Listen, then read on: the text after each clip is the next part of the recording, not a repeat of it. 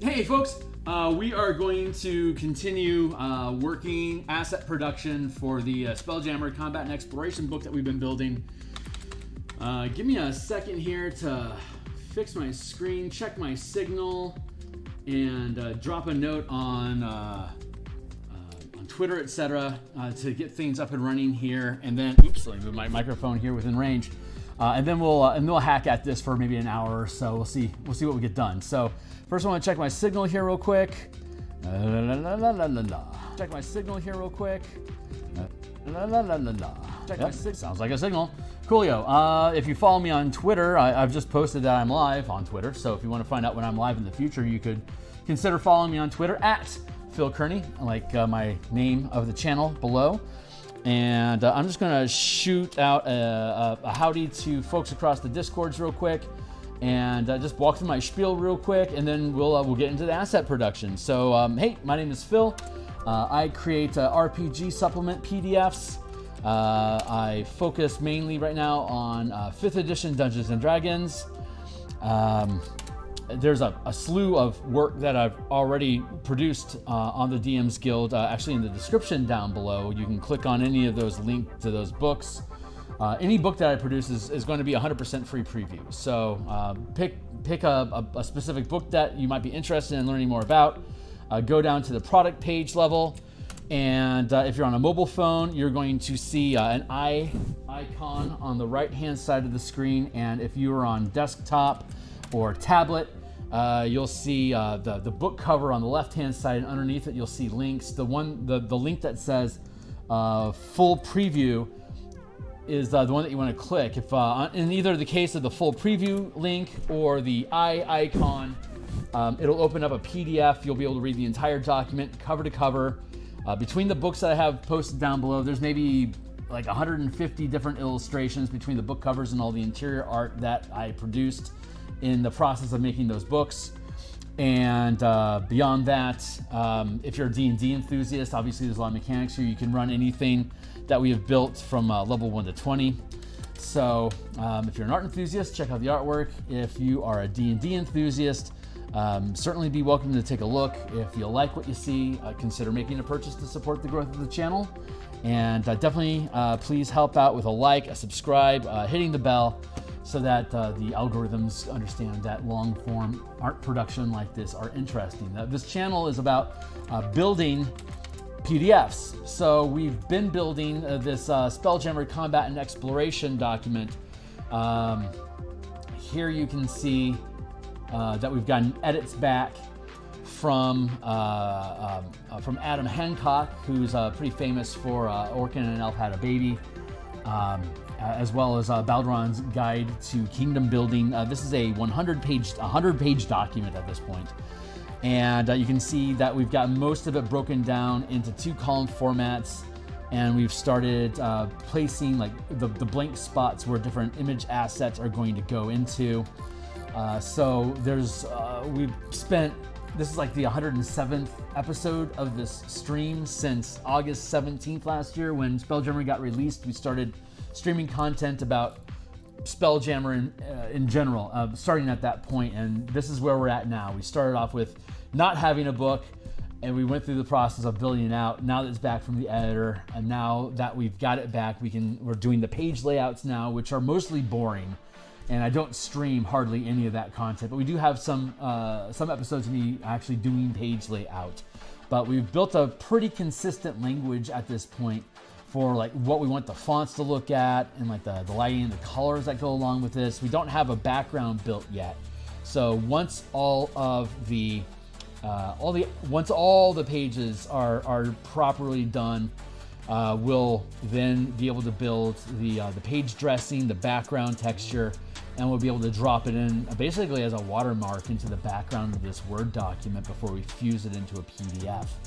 And like we do when we finish a page, or when a page is ready to go, we then drop it into Photoshop, and we will, like for instance, here we go to, what's one we were working on recently?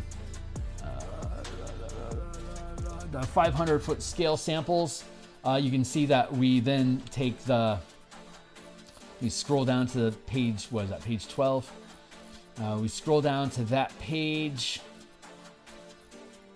Here we go, 500-foot scale. So here you've got the 500-foot scale text with all the blank spots, and now you can see this is how we're filling in the blank spots. This is just a very hack, rough version of the art. We're just dropping, like we built this citadel. This is we're using all the assets that we built for Light of Xeraxis. At the back end of just to walk you guys through what it is that we're looking at here. There's the front end of the book is all the mechanics about how we modify ships, how we modify ship combat, how we integrate exploration, pillar of adventure into spelljamming ships, and then we have two appendices. The first appendix is a random system generator using the scaling exploration mechanics that we've built, and then the second appendix is basically a 25-page conversion guide to use all the mechanics that we have before here and how we can take the different encounters and challenges inside of Light of Xeraxis and convert that adventure using the mechanics that we've built out in this book. So, and we're using this as basically a training wheels and a test guide, because my other stream is building map and token assets for an Eberron adventure that I've been designing with Andy Headley and Stuart Braz over on the DMsGuild as well. And so once we get this book out, we can use this book to train ourselves on how we can build out information into an adventure and then use that experience. So then when we are done with this document, we then will hopefully have our edits done from Stuart, and we'll dive into doing this entire process over again, but with an Eberron adventure specifically. And then we'll go through this same process of like breaking up the map and dropping it into different sections and stuff like that. And we'll walk through that whole process and build out all the assets and the page art and stuff like that for that adventure as well. And then we'll publish that on the DMsGuild as well. So we have a ton of assets, maps, locations. We're doing NPC tokens for the Light of Xeraxis right now in my coffee morning live stream that we have Monday through Friday. I'll be back on tomorrow morning in about 11 hours. I'll be back on doing NPC token art for Light of Xeraxis. But we have enough tokens accumulated at this point that we can actually use all of those visual assets to create these sample maps to explain how our mapping system works. And obviously this is just garbage here right now. It's just I'm just dropping different elements in just to make sure that the elements fit. Like when I redo this, for example, what's a good case study to show you here? Right, so here's this, and then I don't like this is a JPEG, so I actually have the Citadel of Light actually is fused to this crappy grid in this background, so I can't like extract it. But if it was its own element, like when we're done with this, it would sit on top of all this faded background stuff, so it's like actually looming over this fog of war sort of thing we got going. So because some people use black and white at a tabletop with low ink usage, other people use a virtual tabletop with full color rendering. I'm a VTT guy myself, so obviously I wanted to have color assets available when we're playtesting this stuff. So we built those, and so like you can see, it's not properly represented yet, but you can see how like we have a fade out here, like going from color into black and white. So we can actually use, like we can represent the astral plane as a faded color, more black and white or line art sort of art depiction, as opposed to actually being in wild space, which can be full color. So we have the ability to manipulate what kind of art asset information, what kind of art assets we provide and information we have based on if they're in the astral sea or if they're in wild space. That's one of the ideas that we're tinkering with right now about like what the visual narrative of this document is going to be to help express these ideas. So we've made revisions on this page. So what I want to do right now is dive into the document and extract the pages that we've been working on.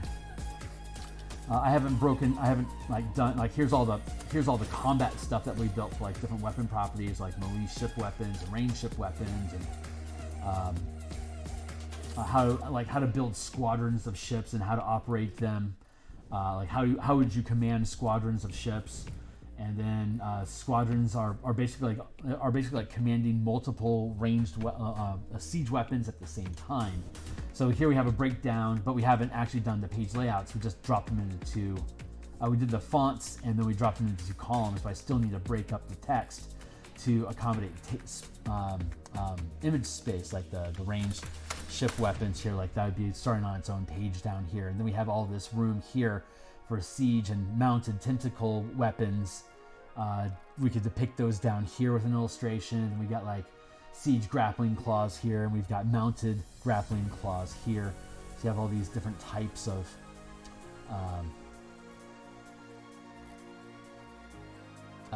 the word I'm looking for is weapons. That is the word I'm looking for, isn't it? I think that's sitting in the right spot. Like I'd want to move this down to here. So there's like different types of rams. There's bludgeoning rams, piercing rams, slashing rams, and if you perform a ram attack, like charge in and hit the target, you know, like a charge attack, like you're ramming something. The different types of rams do different things. So we have to spell all that out and like what kind of ram damage a ship will do depending on its size. And this should actually be here. So I have some things that are scuttled on my pages. So I'll have to fix all that as we get further into it. There we go. But we'll get there. But that's not what we're focusing on right now. I'm just talking about the process. Like we need to change the color of this box still. All this stuff needs to be rearranged and properly sorted into its individual positions. But right now, we're going to work first things first. So right now, here's all the ship roles that we have for like a pilot, a siege commander, a squadron commander, and a support role. And the different actions they can take as a standard action. If you're going to use your attack actions and your multiple attacks, what you can do with those, the bonus action you have per round, how each of these different roles can use those actions, and your reactions. It's like a character could be playing both the role of a pilot and a siege commander at the same time. You could be using an object interaction to steer your ship into position. You could then use an action to make like a siege, like say you're a fighter that's commanding the ship and you like say 11th level, you got 3 attacks. You could use your 3 attacks to make siege weapon attacks, ship melee attacks, like with your ram or like grappling claws or whatever armament your ship has. As a pilot, you'd be able to use your ship melee attacks with your ship melee weapons. So that would be like your object interaction to move the ship, and then you'd use your action with your 3 attacks to make the ship melee attacks, and that still leaves your bonus action open, which you could like say as a siege commander, issue a command for like the ballistas on your ship to fire at an enemy that's like 2,500 feet away. And then you still have a reaction left over that you could use to like make an opportunity attack if a ship is close, or like if your siege team doesn't reload the weapon properly to ready another attack during the round, you could use your reaction to aid the crew to reload the weapon properly so that it'll be ready for another attack if needed. So like you can break up your action, or instead if you wanted, like if you had enemies on deck and you're flying the ship and you're making attacks against the enemy ship and you're issuing a command to fire your siege weapon at that, you could maybe save your reaction to cast counterspell to prevent a wizard boarding your ship from, like, say, dropping a fireball on it. So, you know, whatever it is that you need to do. These are different things that you can mix and match your action economy, but it's the same action economy that you know. So we break all that down here by different roles, so that you know how that stuff gets used, which we need to go through and depict as well. But right now we are, like I said, we're working on object. We are working on the scaling mechanics today. So we've made some changes to the text so that we, let's see, as a scribe, second below, there, dot, integrate the, I don't like how that sits. The illustration below depicts combat scaling at 500-foot squares, where the ships are approximately 2,500 feet apart, or 5 squares. Okay, that'll be fine. So I want to extract this page, and this page, and I'm going to just make some rudimentary crappy maps for these. Just basically walk through how these mechanics work with anybody that cares to listen. So you can hopefully be as excited as I am about having the thing finished and released on the DMsGuild for people to be able to read. 100% free, cover to cover, but obviously all the token and map assets that we provide in here will be in a zip file that if you buy the thing, you get all that stuff with it. So if you don't like the mechanics, you don't have to spend the money to find out that you don't like it. So there's no reason to do anything other than give me a 5-star review if you decide to purchase the book and use it, because you'll have the opportunity to read the entire thing. So if you don't like it, why the hell would you buy it? Which is kind of a guiding principle behind stuff that I produce in general. So, having said that, we are currently on page 13, 14, and 15. So we're going to extract these as PDFs. Options is going to be pages 13, 14, 15, from 13 to 15. Just the document without any of the markup that we've done. No need for properties or structure tagging. That should take care of that. 500. We're going to go, what is it? 413, 550, 5 scales. And this is going to be in the production folder. So there you go. Here's our 3 pages. And now we're going to go into Photoshop. File. Open. Let's go to production and find our 413 map.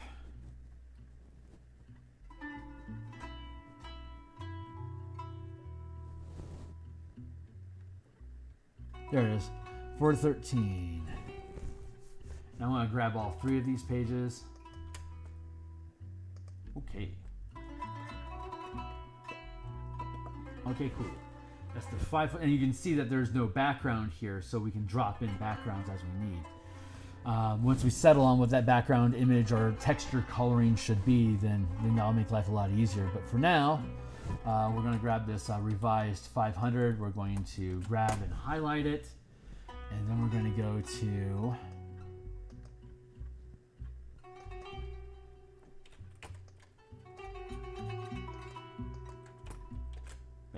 there you go. So that's the new text that we've provided.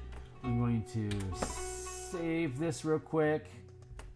We're going to go to this page and get rid of it.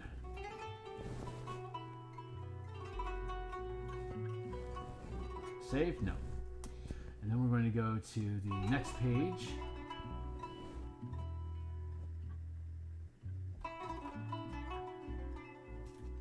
Which should be the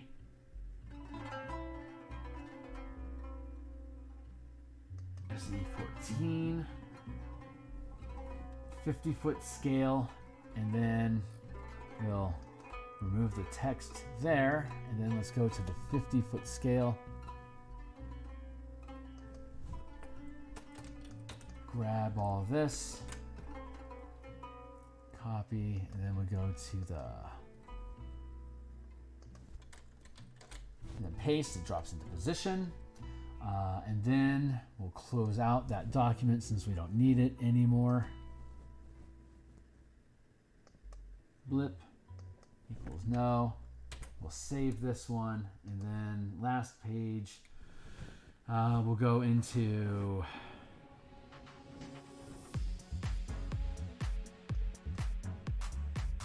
could not find. Let's go fetch. So open equals interior pages 50, 14, 5-foot scale. There we go. We haven't done anything with this one yet. So I can drop down here to the, here we'll highlight the whole thing. And we'll go down here to the 5-foot scale and paste into place. And then we can get rid of this page.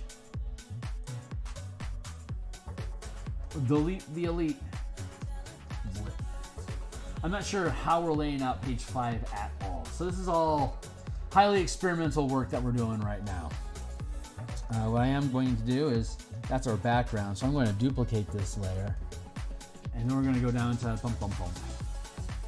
5-foot scale PSD. Click OK. And let's go fish. There it is. And then down here. Lock that page in place, and now we can save this one. Let's see. Are we live? Good, we're live. Everything's doing okay. Okay, cool. So now we've got everything in place. Hey, if you're hanging out, be welcome to just shout out at me down on the channel.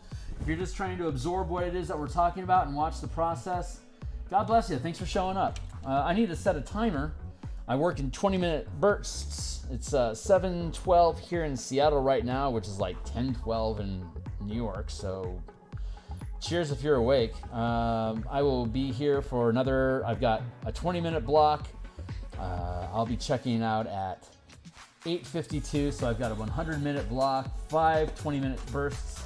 I'm gonna put some water in ye old glass, take a sip, and then we're gonna start diving further into asset production.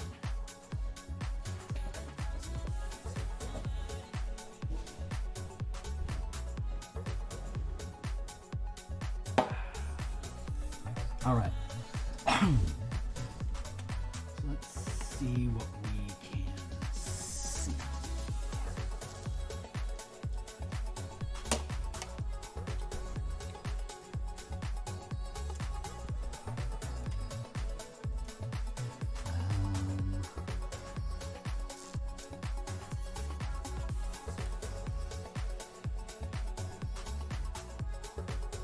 This is, again, still super, super rough.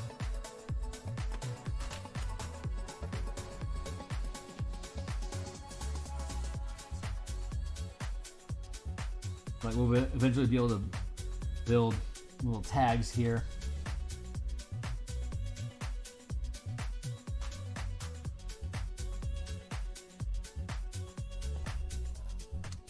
It's like when you're looking at the text on the page, this will be the same font that we're using over here. We'll make this big enough to fit that font. Obviously, we have space to accommodate it. Burp, burp.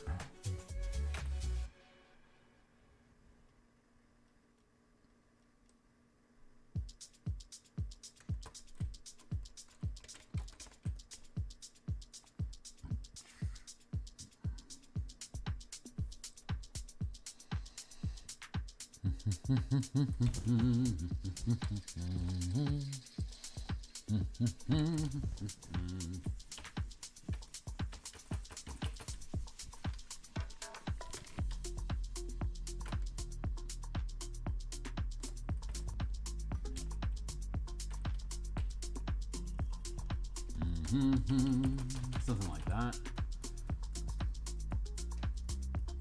Fade all that in for now.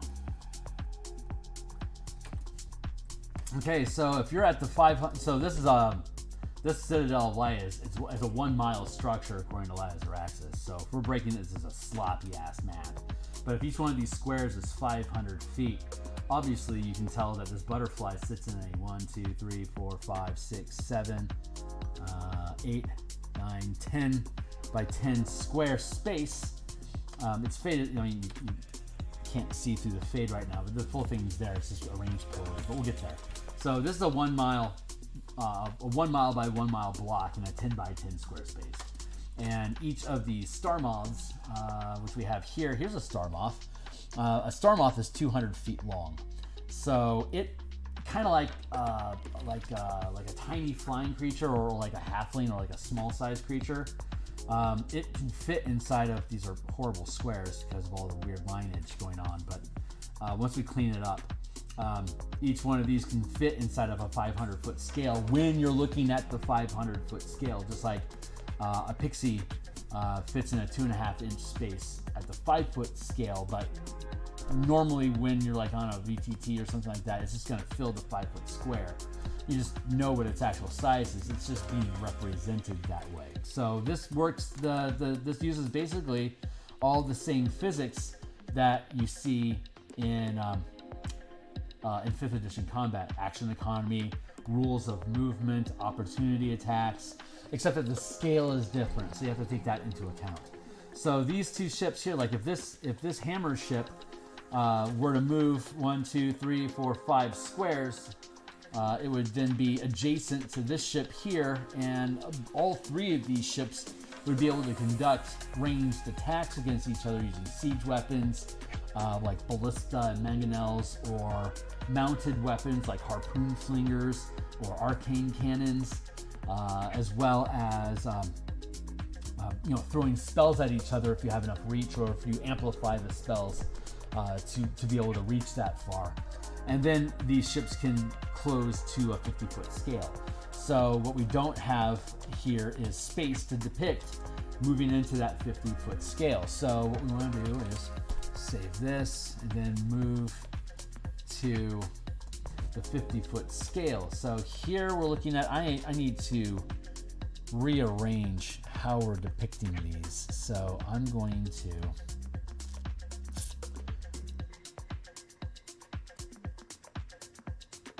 start picking. Oh, what's going on with my thing?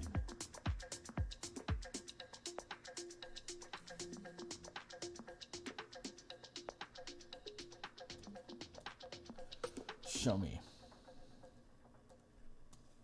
Show me your secrets.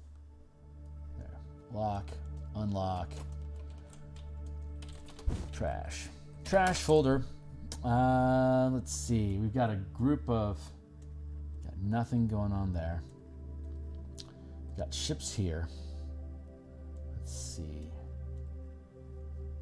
We've got a wasp here, but we don't want to use a wasp. We want to use a hammer ship. So I'm going to go fetch a hammer ship. Vessels. Hammer ship. Unlock. Color.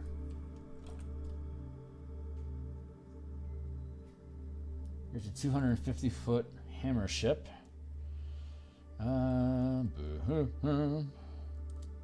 Going to duplicate this group, and we're going to drop them into the 50-foot scale map. There we go. Chip chop chiri chiru chirom.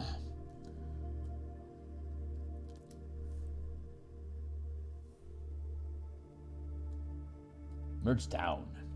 I'll rotate this guy.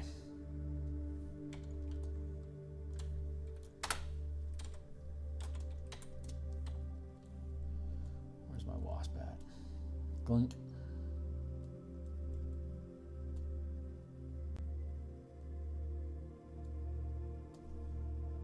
Trash.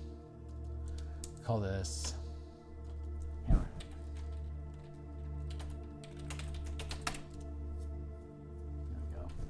And a hammerhead ship is 250 feet long, so it will fit in a 5x5 space.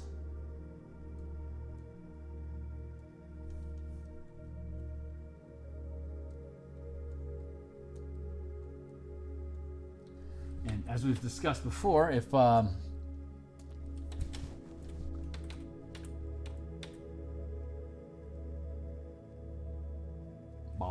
basically that's horrible, so let's drop the opacity on that. But this is basically your gravity well and your air bubble that fits around the ship.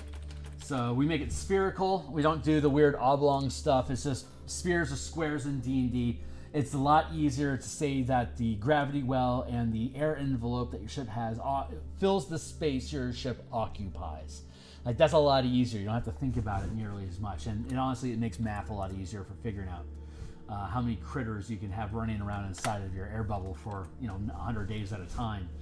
But yeah, so that's basically how a ship sits, and we know that circles are squares in D&D. So it's pretty to depict the air bubble as an actual bubble, as a sphere, but we know that in game terms it's going to be depicted as a square, which is the weird physics of D&D that we can take advantage of as a game mechanic. So that's that is our hammer ship. And so let's see, what are we having a conversation about here? The illustration below depicts combat scaling at 50-foot squares. When a ship closes within 500 feet of a target, you can place them on a 50-foot square map in unoccupied spaces 5 or more squares apart on the same relative position as they are on the 500-foot scale. If no space 5 squares apart is available, place them in the next available square farther away from each other. Any movement that remains can be used at this new scale. So we saw in the other map, which I closed foolishly, so let's open that back up again here real quick. So we're seeing here, and we'll get this background and stuff in there eventually when we draw this, but here's a ship and here's a ship. They're in adjacent squares. As part of my movement, I can then reduce scale. So I've got 1, 2, 3, 4, 5. I could then, like, if this is the edge of my map, right? Footer be gone, footer be gone. Start off. 4, 5.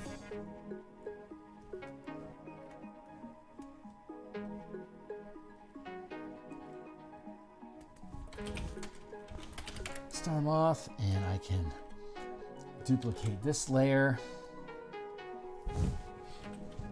I don't know if I want to put a bubble around every ship every time, but I kind of want to. I don't know if that's what I'm actually going to do or not, but I like it. I think it looks cool.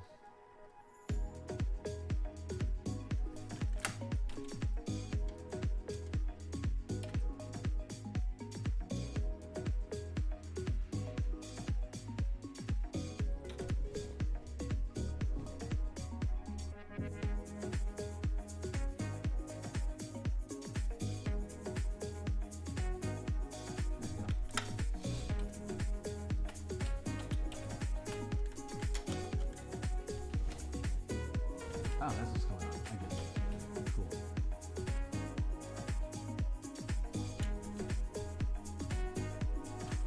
So that's the air bubble that surrounds the star moth. Fun.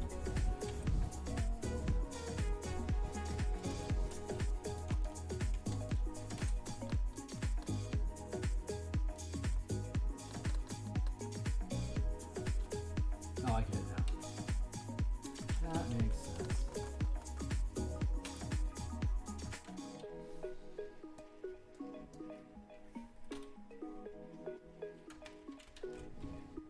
So that's the line that divides between those two ships, right?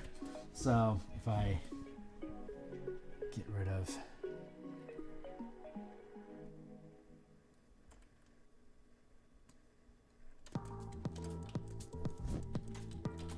hammer, and we'll go text,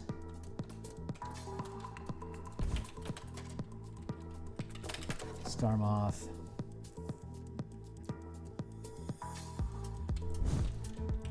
line, text, good.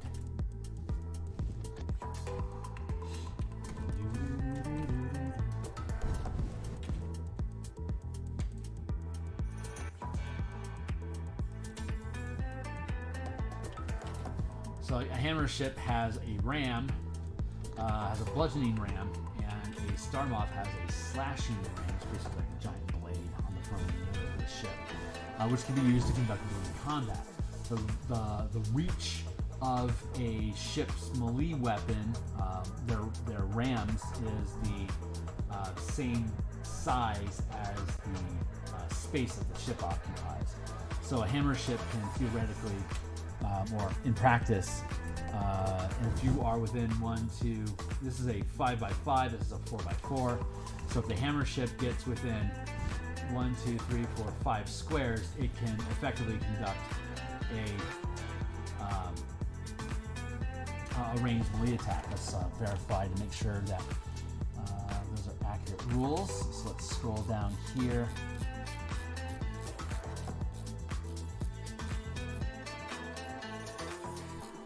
Crew.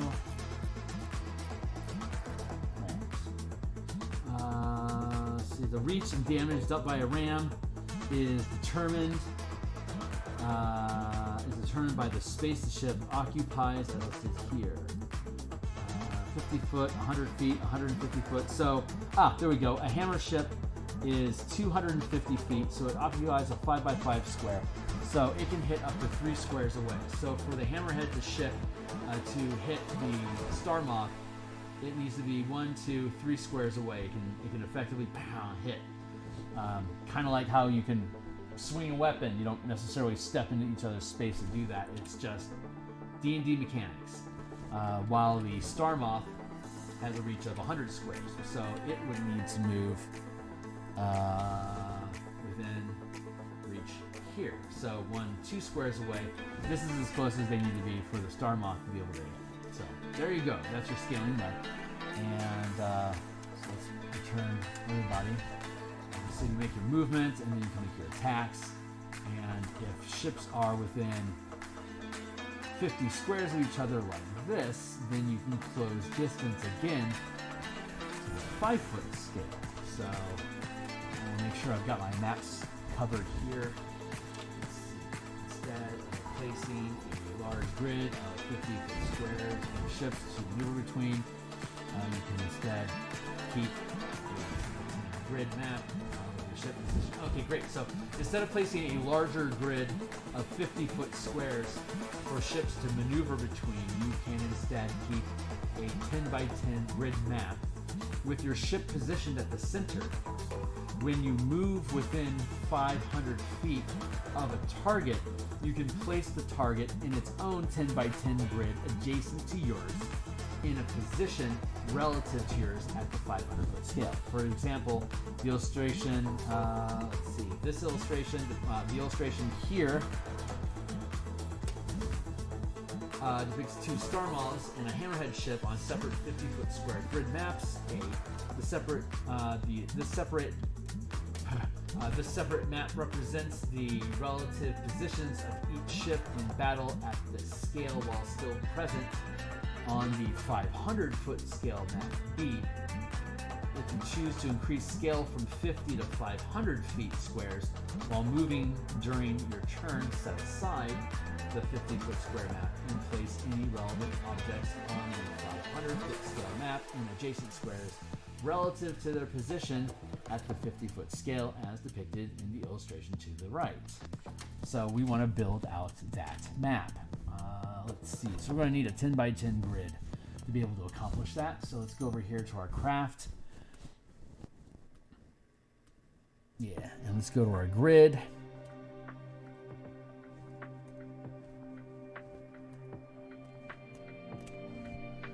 We're going to duplicate this group. We're going to drop it into a 50-foot scale. So that's some pretty chunky text. I mean, like that's some hefty mechanics. So I need to have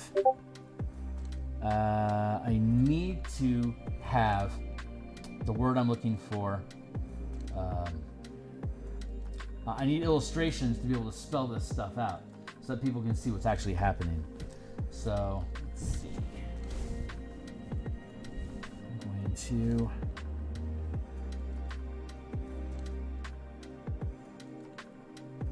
grid. I can conceal that here. Let's see, how big or little do I need to make these maps to work? Let's see. I'm going to take the hammer ship.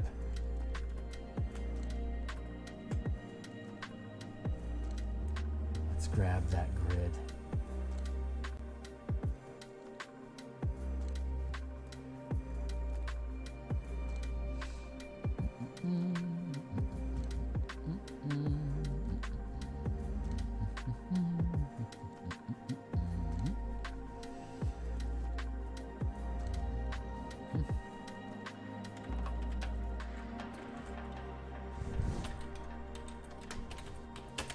grid.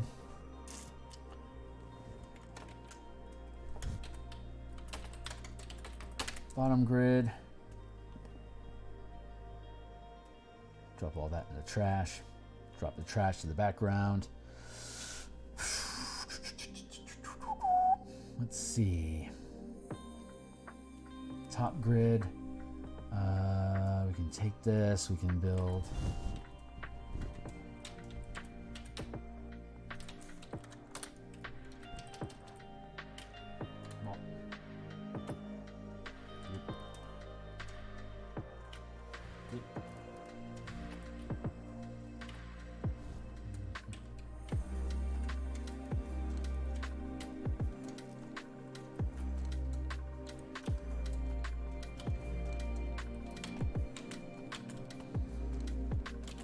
Something tells me I should be paying attention to whatever that baboop is, but I don't necessarily want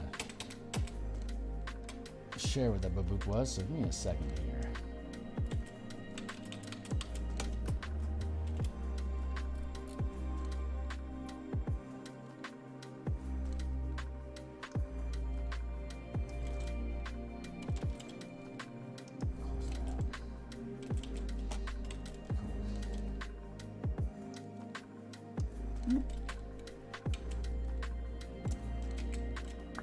Back at it. Hey, 20-minute timer. Let's keep it going. Take a drink.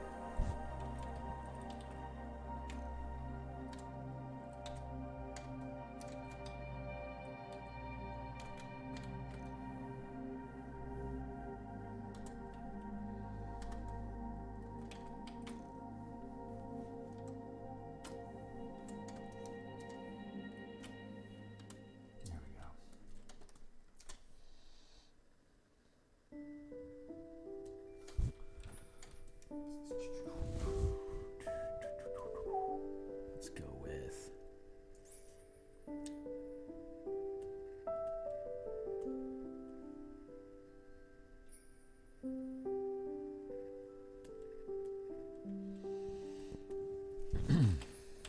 grid.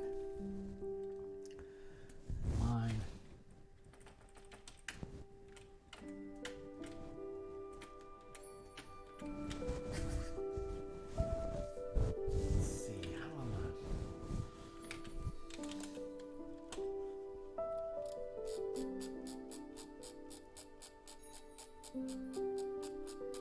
This is by far the most complicated project I've ever built. It's exciting but difficult. So the illustration below depicts combat skill at 50 square. When a ship closes within 500 feet of a target, you can place them on a 50-foot square map in unoccupied spaces 5 or more squares apart in the same relative position as they are in a 500-foot scale map. If no space 5 squares apart is available, place them in the next available square further away from each other. Any movement that remains.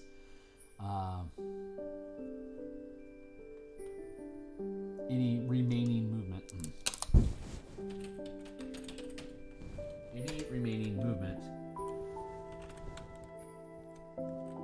can be used at this new scale. Instead of placing, let's see.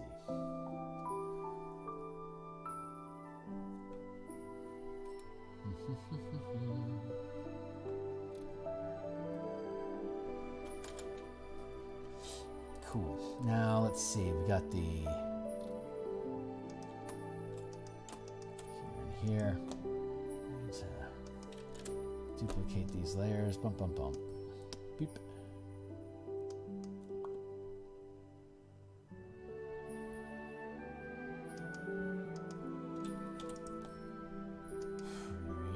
Oops.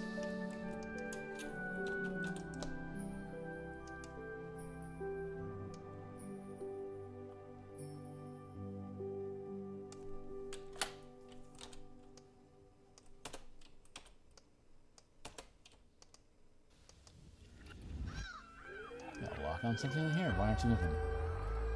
We'll move.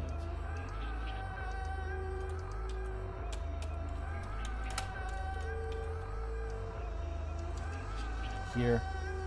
And then let's fill the grid.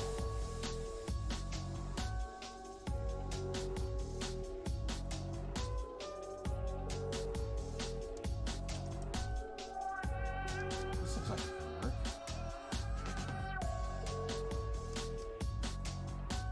Mine the edge. Down a bit.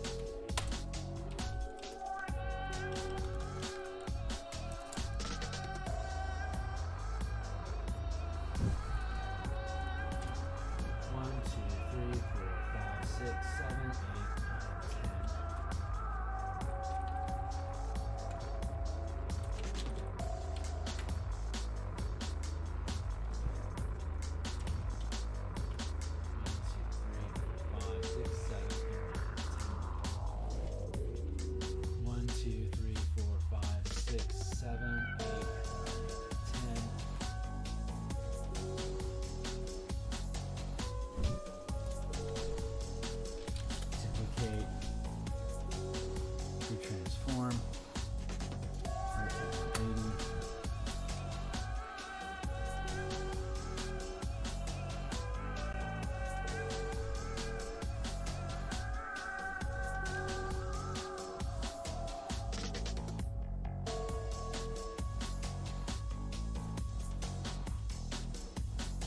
So a 10 by 10 square space, that's an inch. That's like a foot. So like if you're at a tabletop with your friends and you're playing, you can drop a 10-inch square space. You could drop probably two or like a stack of 2 by 2. Most people want at a kitchen table space.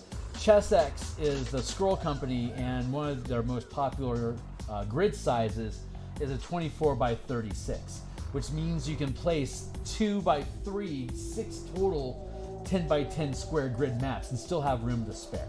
So that's kind of the intent that we're going here, to be able to work within the confines, to be able to work with these massive scales of movement, but to be able to actually operate and have them be functional at a kitchen table game. Instead of a virtual tabletop, it's a lot more easy to utilize these elements because VTT will allow you to have a grid space of up to 100 by 100 inch, 100 by 100 square space, which means that if you're like at the 5-foot scale, you could have up to a 500 by 500 foot square on that single 100 by 100 foot map, 100 by 100 square grid on a virtual table like Roll20. It'd be 100 squares by 100 squares, 5 feet per square is a 500 by 500 foot space. You would only need 10 of those squares to block off a 50-foot square. And if you scaled out to the 50-foot scale, you would only need a 10-foot square here. That's now, at the 50-foot scale, this is 500 feet. So that is what we are attempting to express here. And we're trying to figure out the language of it, you know? Like the mechanics work, but like what's the proper way to express it? Like I have to... When we wrote the text initially, I've had to go through some revisions since then because I was only loosely visualizing like what would this look like what's this page going to look like, and let's build the text accordingly. And now we're coming in with the art assets behind it. I'm finding I have to change how the language works and like change the arrangements of the ships and like to below or to the right, stuff like that. I have to make those alterations to accommodate what we can actually place on the page. Kind of like how Wizards of the Coast didn't plan on having murder comets until they realized that there was a gap between Mercane and the whatever those brain eater Nosloggles things are. Like there was some weird editing going on, so they needed to have an extra page with the letter M on it that comes after Mercane, so they came up with murder comets just to fill that gap. So we're constantly having to make revisions and filling gaps and stuff like that. So this is your 50-foot scale. That is your Star Moth.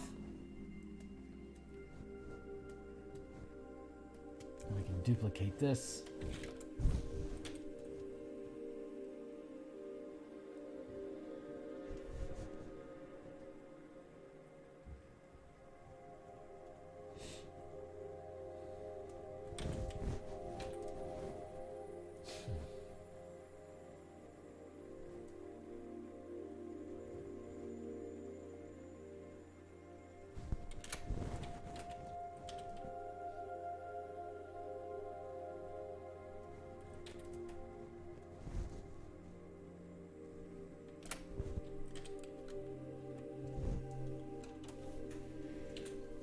Save that real quick so we don't lose anything that we've been working on.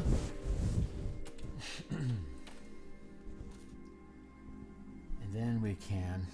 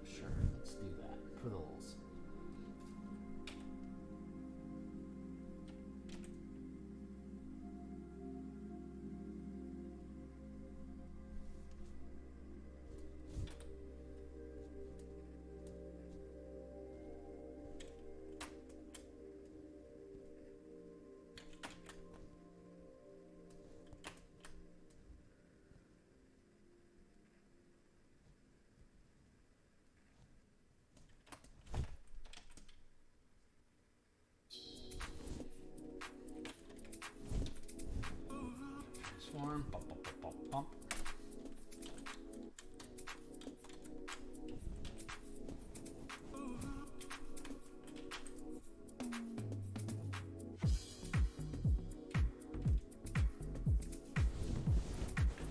So I can have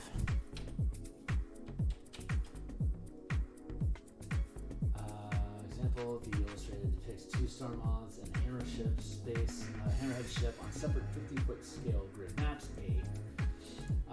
This separate map, these separate maps represent the relative position. Geez, I could even be a little cheeky and have that separated a bit.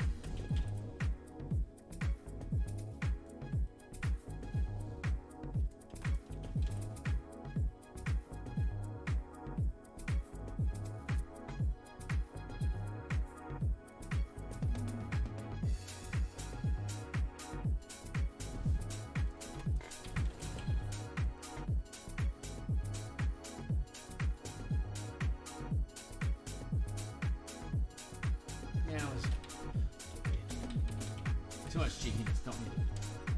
Let's see, so 10 by 10, okay, instead of placing a large grid of 50-foot squares for ships to maneuver between, you can instead keep a 10 by 10 grid map. You can instead have, that should be have, so let's fix that.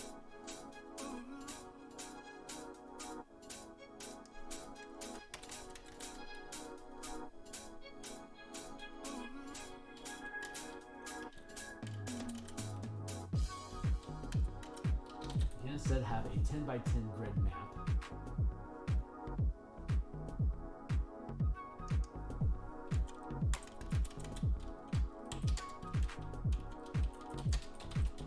Of 50-foot squares for ship positioned. The center target you place adjacent to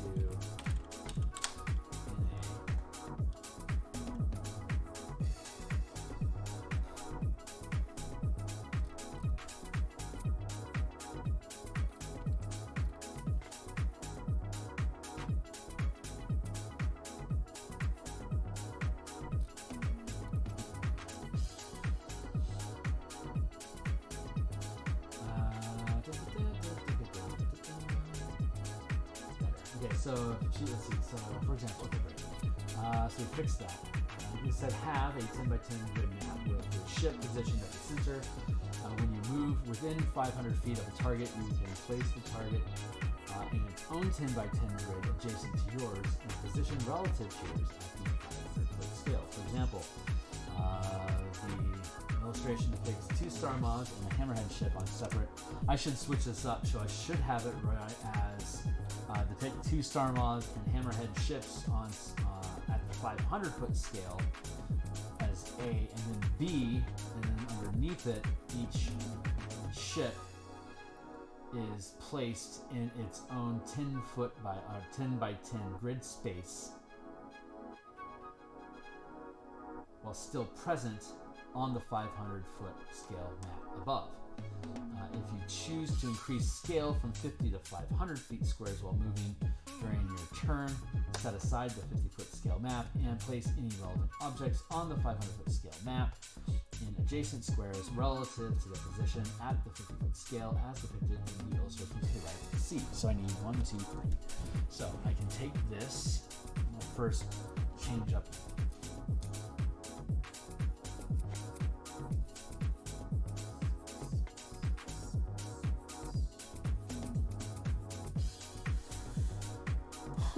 Let's do, let's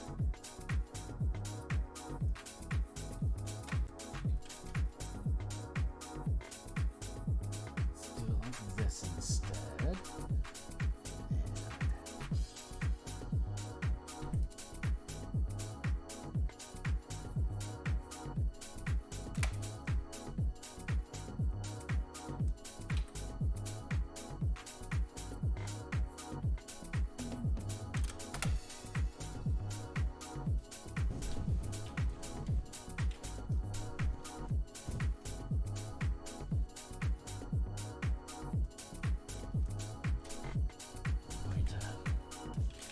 Duplicate this layer. We're going to pull it out of that map. We're going to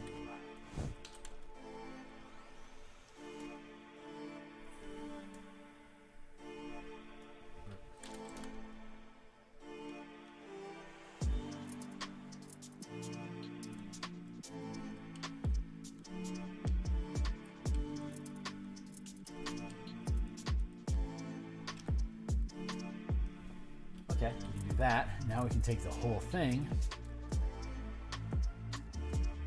I don't know if this stuff is interesting to people or not.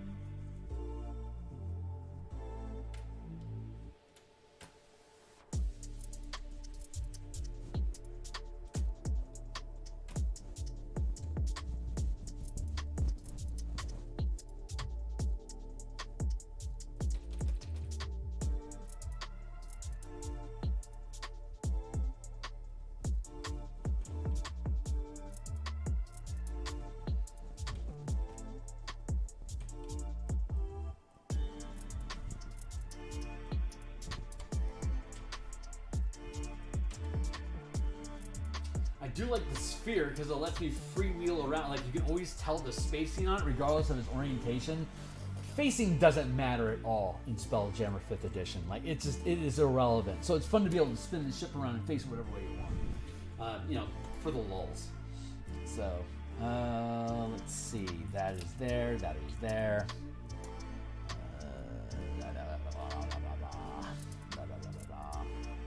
Cool.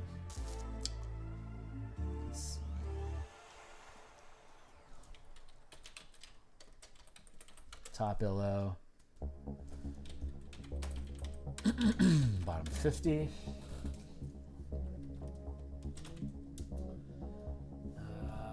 For example,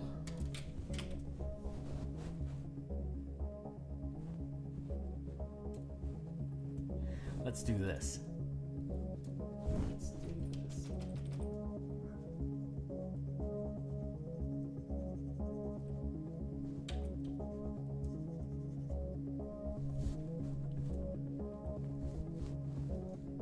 This will be fun.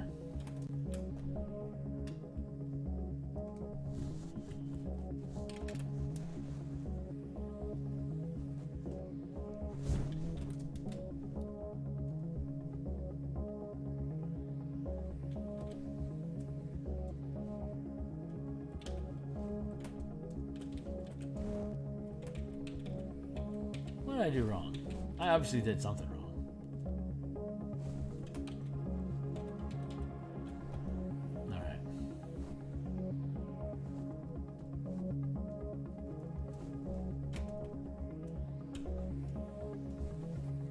Okay, so we'll duplicate those layers. That should have worked out.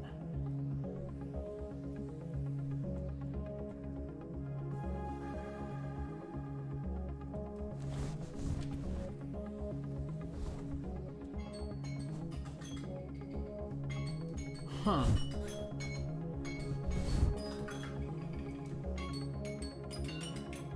I don't know.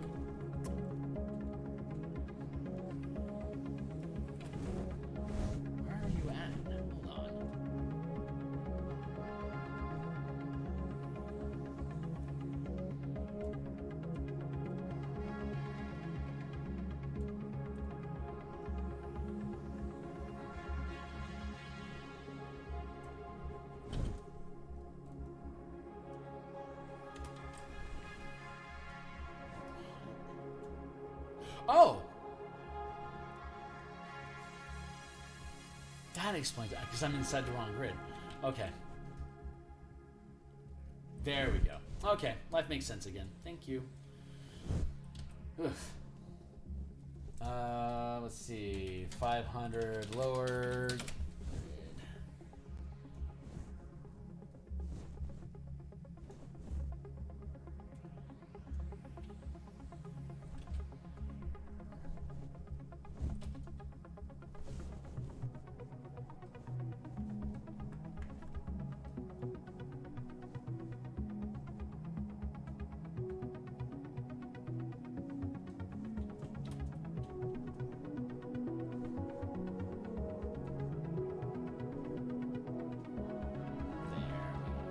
Okay, life is starting to make sense again.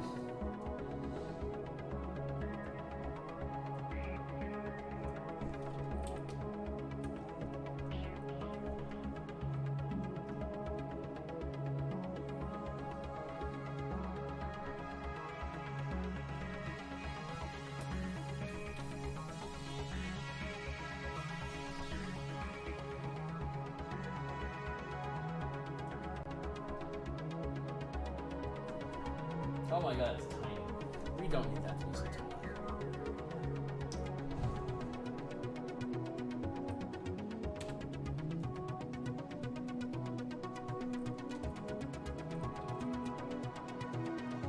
I do want to make them smaller.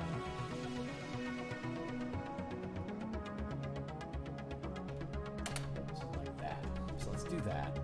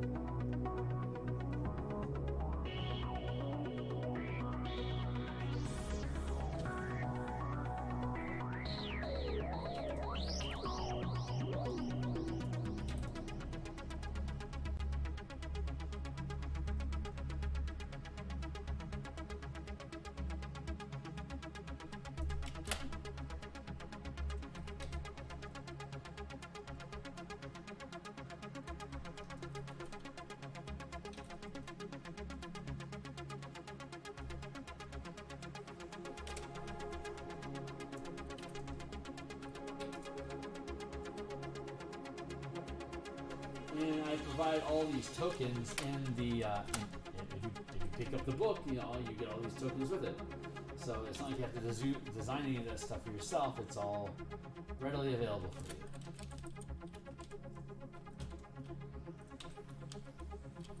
As well, like in black and white or in color, take your pick. Let's see.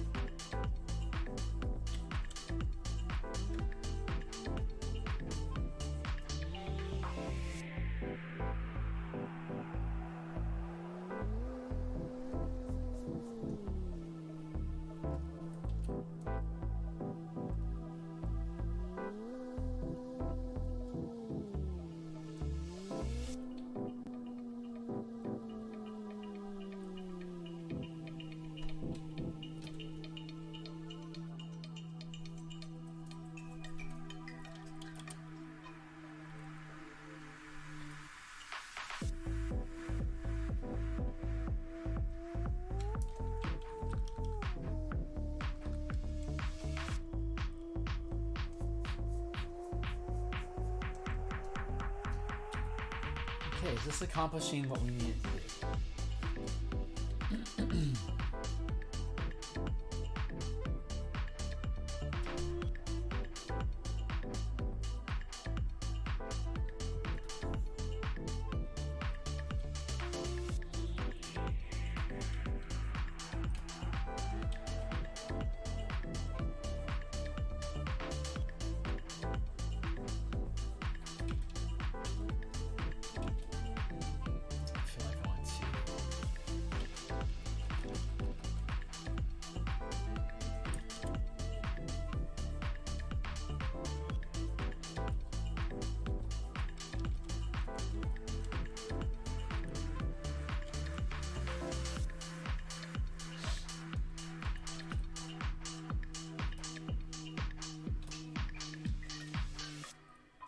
Yeah, let's try doing that. What's happened?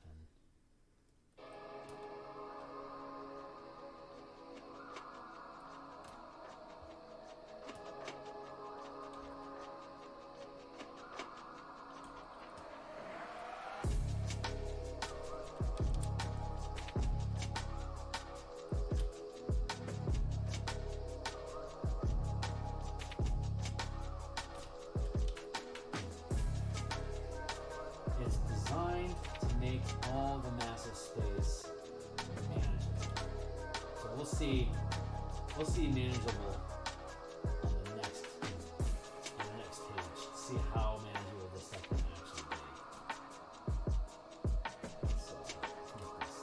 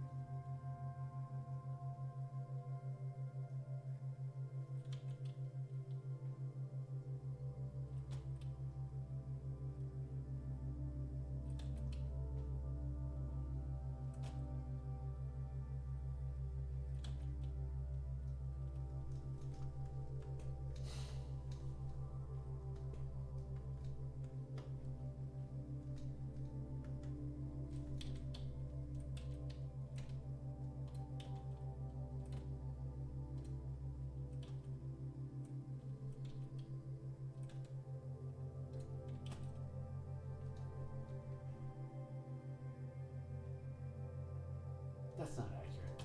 All right, I'm just gonna get rid of that.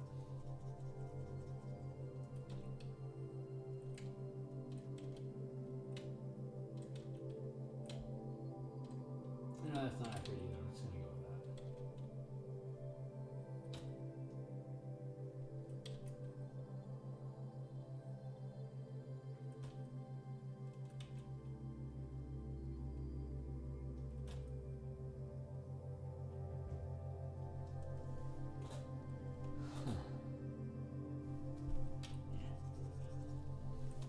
All right, we'll just leave that like that. I think I'm trying to be too much of a perfectionist again. So I think this kind of jives. So A and then B. Baga, baga, baga, baga, bop, bop, bop.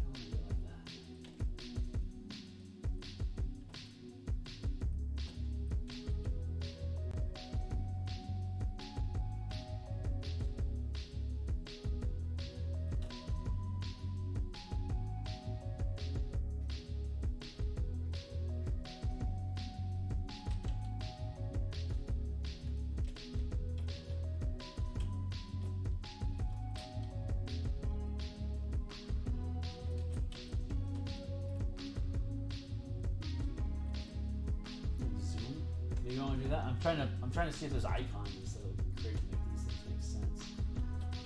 Go to that.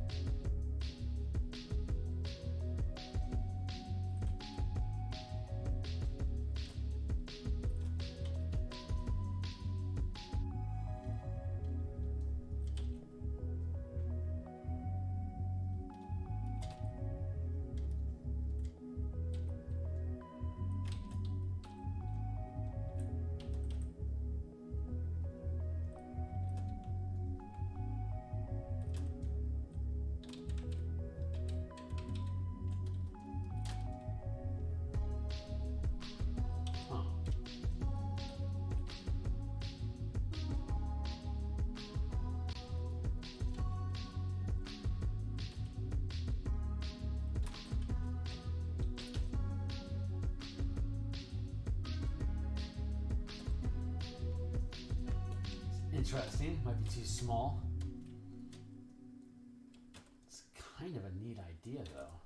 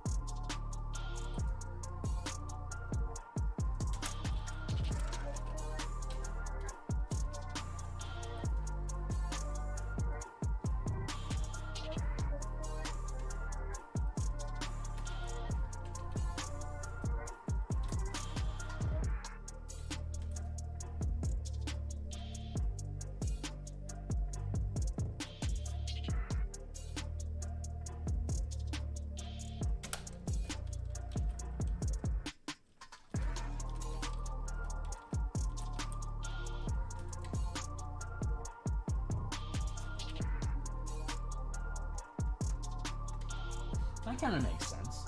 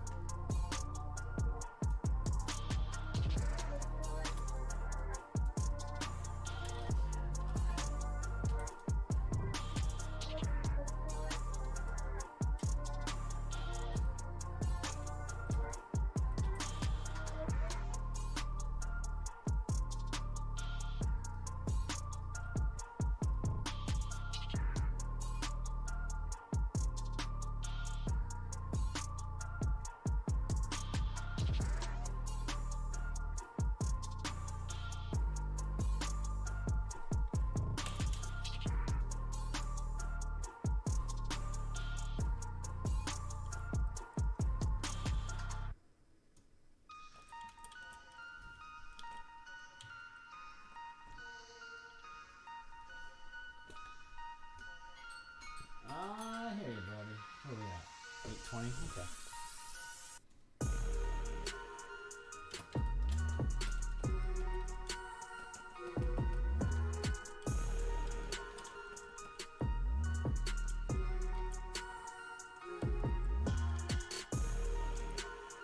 I don't know why it's so consistent. You want to have these lined up. So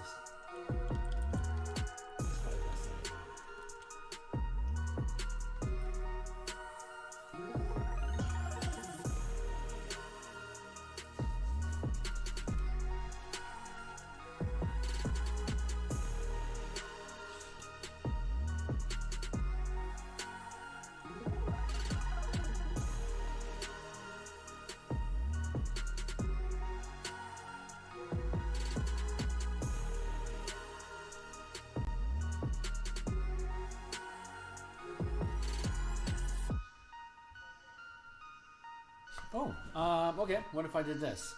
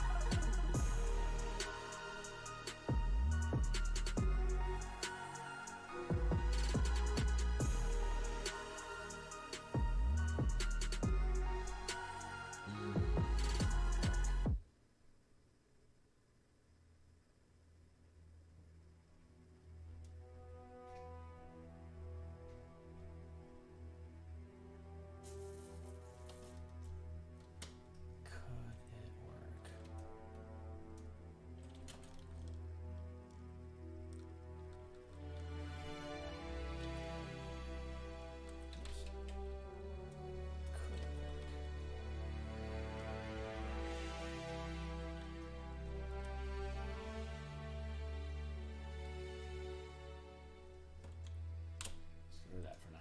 Actually, just keep that for now.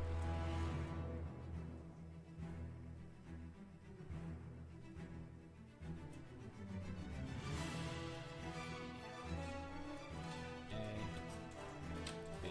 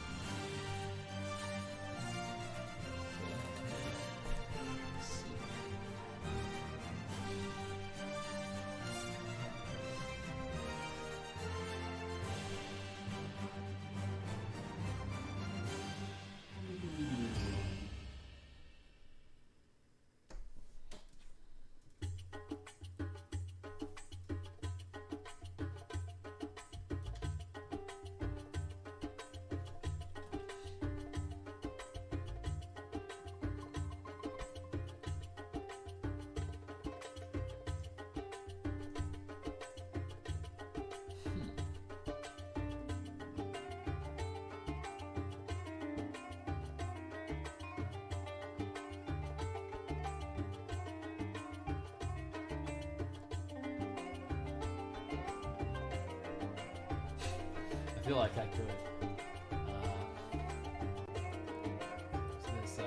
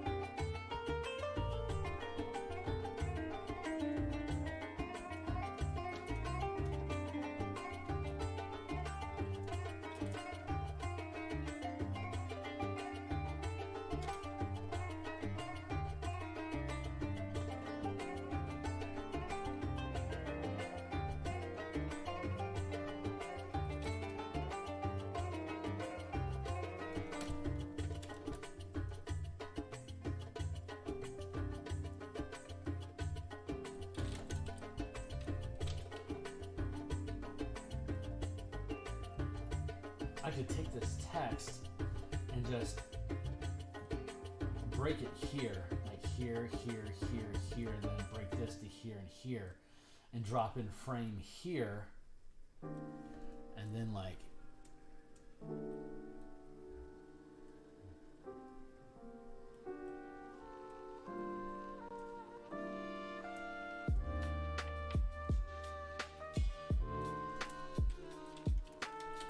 bottom 500.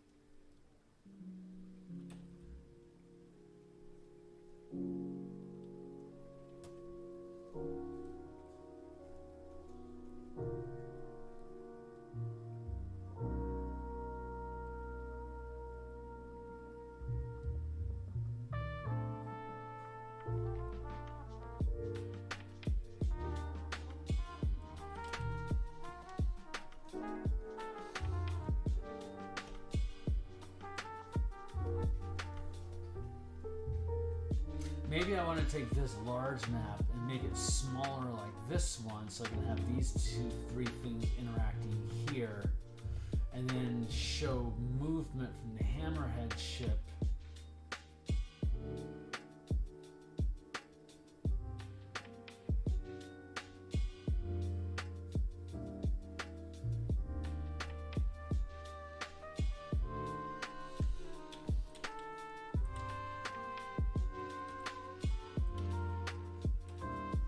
This is the challenge I face. I'm trying to depict, I'm trying to make it visually stimulating and super easy to understand here.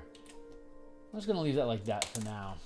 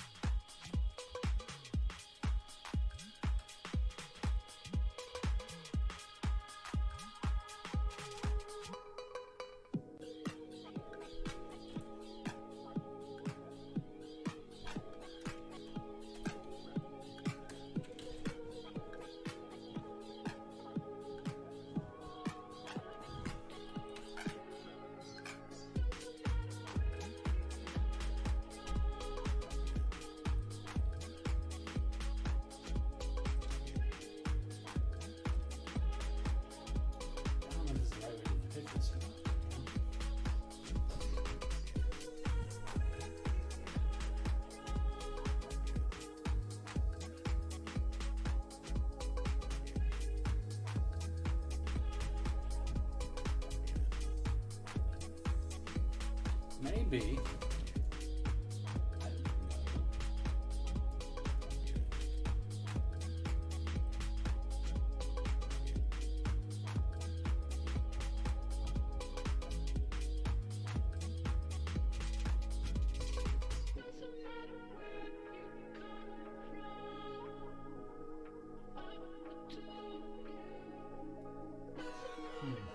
Maybe.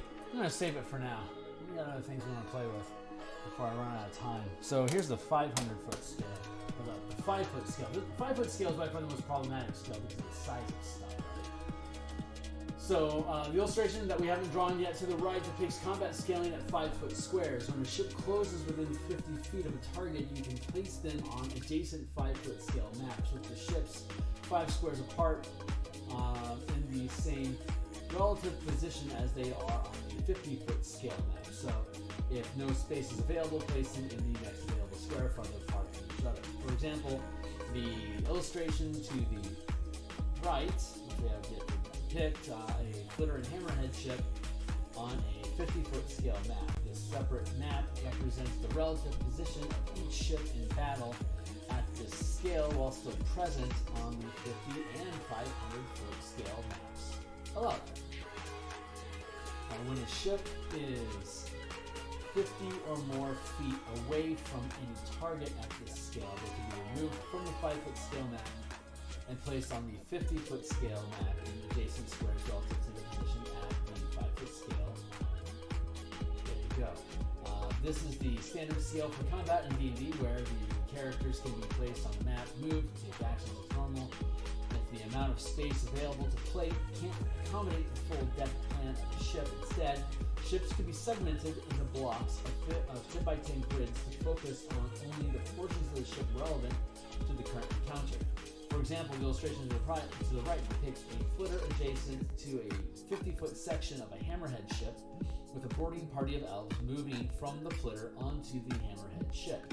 If you choose to increase scale from 5 to 50-foot squares while moving during your turn, set aside the 5-foot scale maps and place any relevant objects on the 50-foot scale map in adjacent squares relative to their positions at the 5-foot scale. Did I already say that?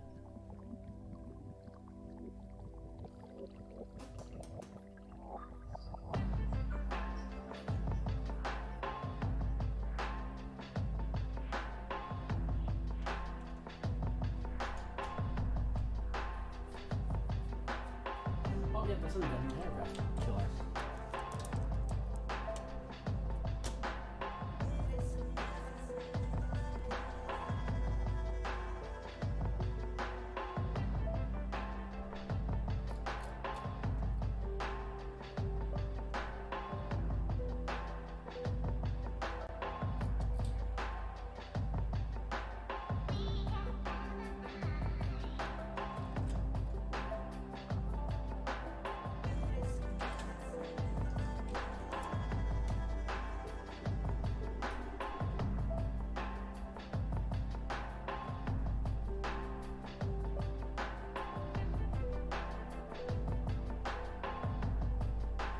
Illustration of the map below.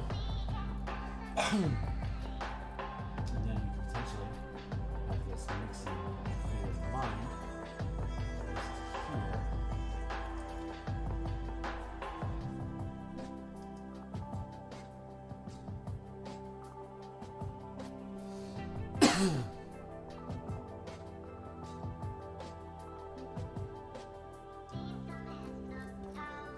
And this here just talks about that you can move one map to the other, but the language here is using the old mapping skill I was talking about. But basically, you can use the tabletop, virtual tabletop, and theater of the mind all at the same time together if you don't want to bother with breaking down so much map space, like different square map sizes. But having a 10 by 10 next to another 10 by 10 next to another 10 by 10 is pretty easy to accommodate. And we'll show a control panel style of 500 foot, 50 foot, and 5-foot scale maps all adjacent to each other. So we'll see that eventually, but I gotta get to it. So great. Let's go fetch.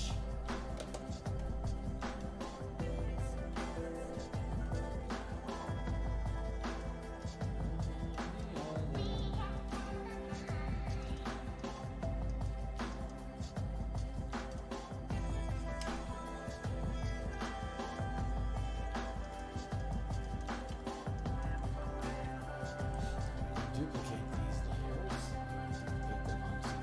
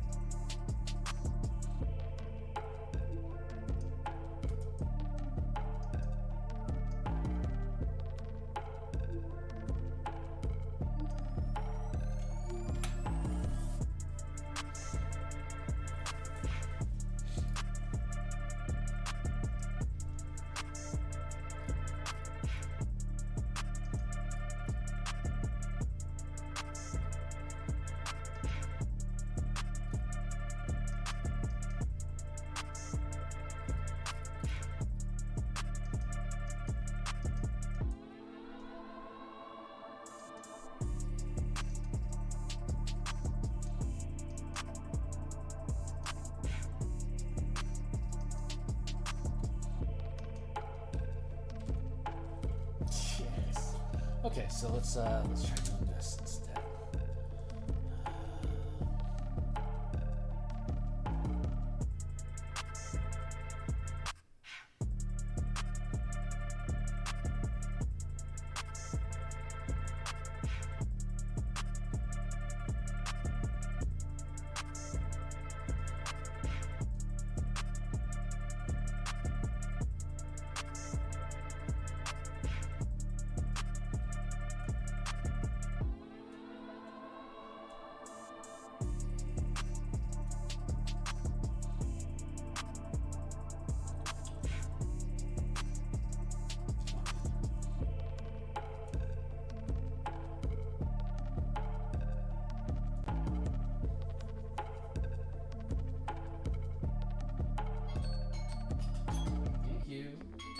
One more burst.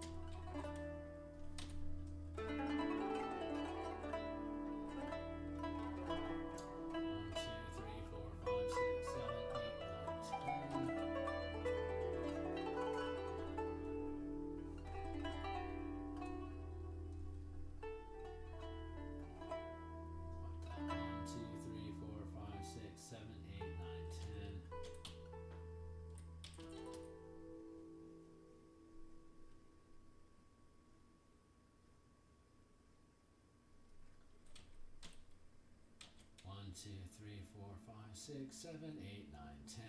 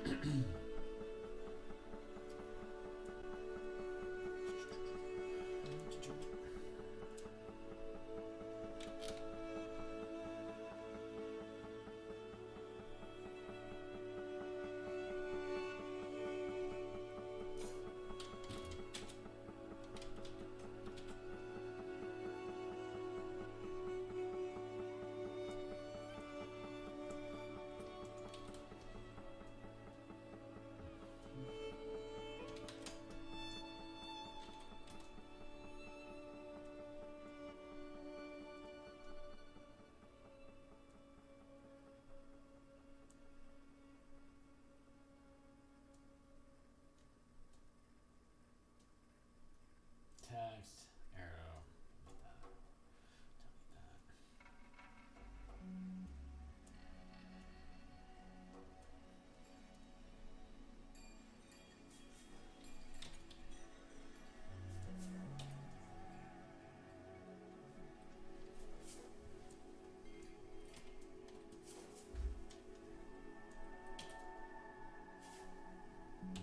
let's go to here and go to. I can wrap this text around the document if I need to. I could actually put this block of text underneath here so I could have this for a moment.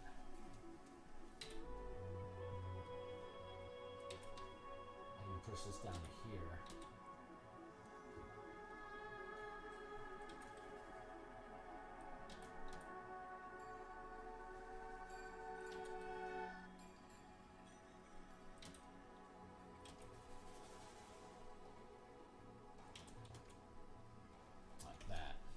something like that. So I can then.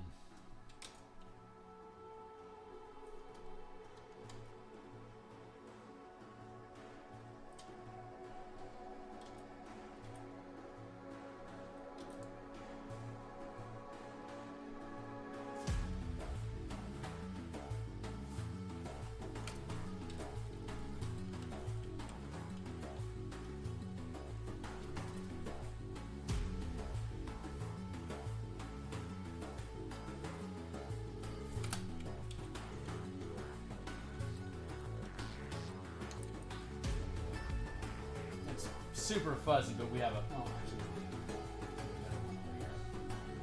Let's grab.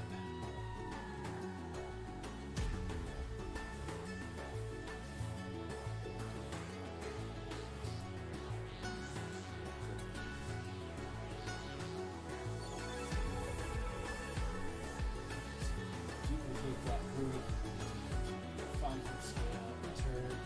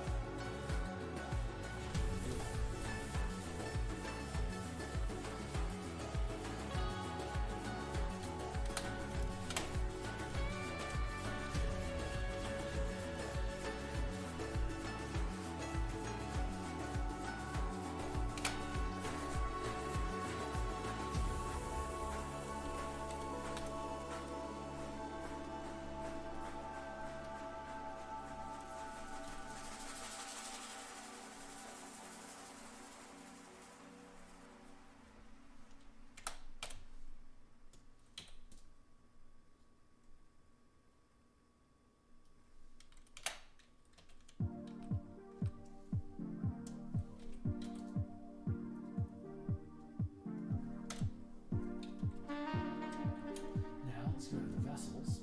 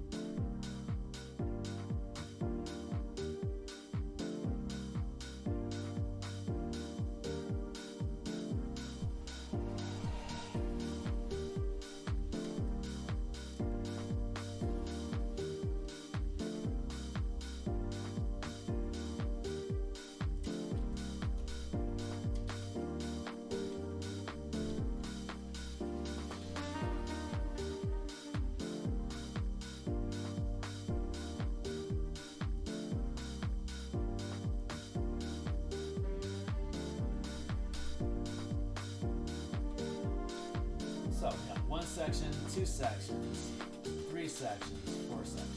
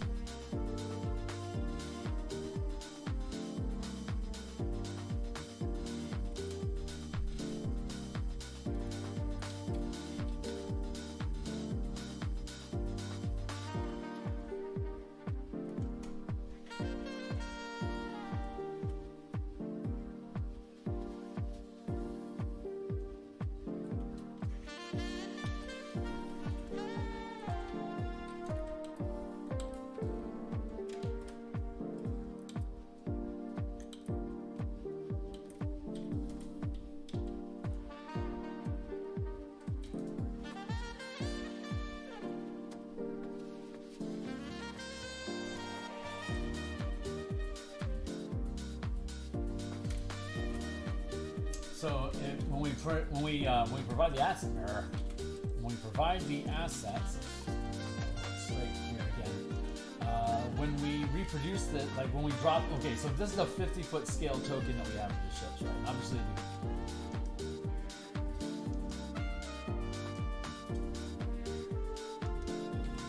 and we can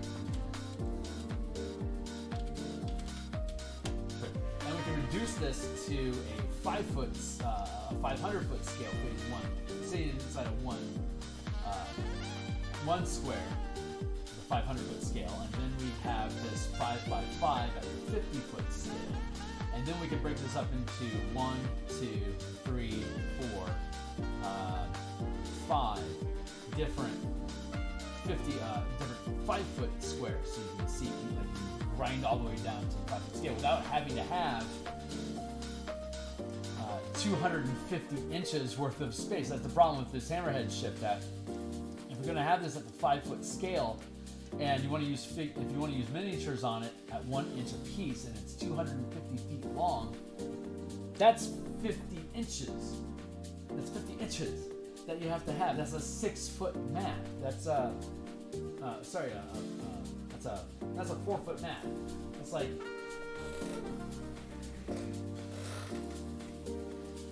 that's like this big. It's too big. It's too big for tables. But if all your team is boarding, say, here, then all you have to do, actually, that's actually a really great place to, position that. Hold on. I had the choice and I didn't.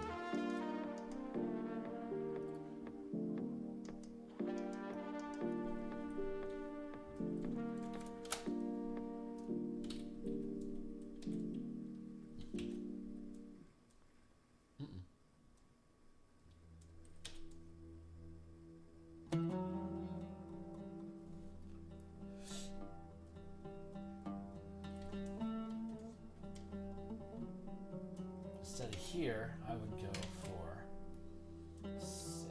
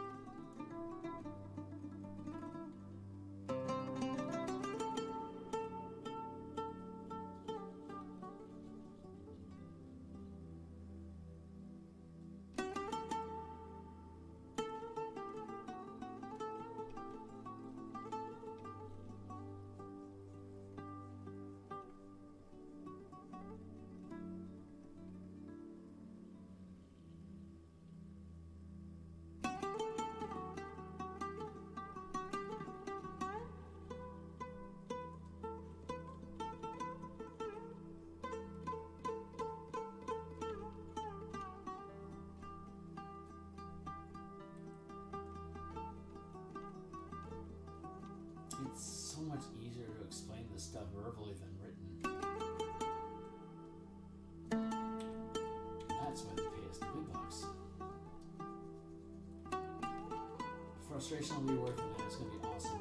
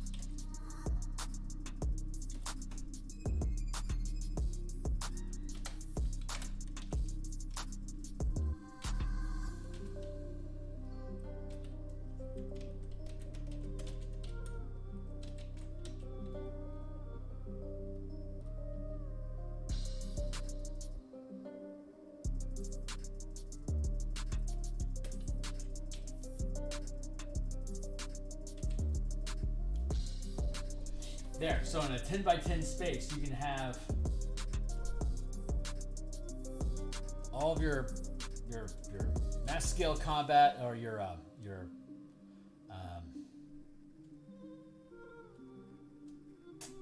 word I'm looking for is your boarding ship, and you can just cut this thing up into blocks of 10. So we'll cut this thing up into blocks of 10 so that you can do that. And you have the 50-foot scale here, and then we also have the 5-foot scale for just like saying like very small. So we have all three of those scales for you. They can all work seamlessly together by adding on or taking out 10 by 10 or 10 by 20 or 20 by 20 blocks of maps. So if you have ChessX maps, you can just have stacks of scrolls. If you have a virtual tabletop, you can have a 30 by 20 space. We got 10 by 20, 10 by 20, 10 by 20, 500, 50, and 5-foot scales respectively. This is only a 20 by 10 inch map space here.